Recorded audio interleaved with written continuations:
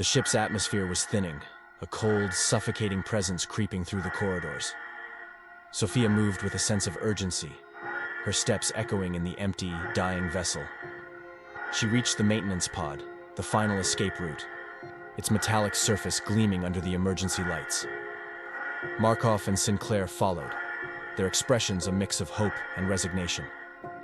Sophia turned to face them, her eyes reflecting the weight of her responsibility. We have to make a decision. She said, her voice steady but tinged with sorrow. One of us can survive. We need to choose. Markov stepped forward, his gaze unwavering. You have a family, Sophia. You should take the pod. Dr. Sinclair nodded in agreement, her eyes glistening with unshed tears. Your son needs you. We'll find peace knowing you'll make it back. Sophia's heart ached, torn between duty and the love for her crew. She opened her mouth to protest, but the ship shuddered violently, a reminder of their dwindling time. She stepped towards the pod, her movements mechanical, as if in a dream.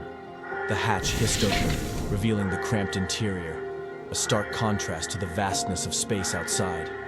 She turned back one last time, memorizing the faces of her comrades, her friends, who had become her family. I'll make sure your sacrifices are remembered. She promised, her voice breaking.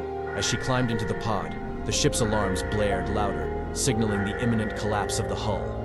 The hatch sealed shut with a final, mournful hiss. Sophia initiated the launch sequence, tears streaming down her face. Through the viewport, she watched as Aurora's hope grew smaller, a tiny speck against the backdrop of the infinite void. The pod systems engaged, propelling her away from the doomed vessel. She whispered a final goodbye, her voice lost in the vast emptiness of space. The loneliness was suffocating, the silence a cruel reminder of the lives left behind. As she drifted, hope flickering like a distant star, the reality of her survival settled in. She was utterly alone, with nothing but the weight of her grief and the endless expanse of space to keep her company.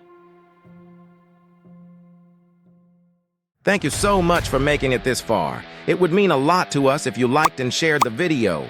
Click on the profile to see it and more of our engaging stories. And if you haven't already, make sure you've subscribed or followed. Trust us, you don't want to miss out.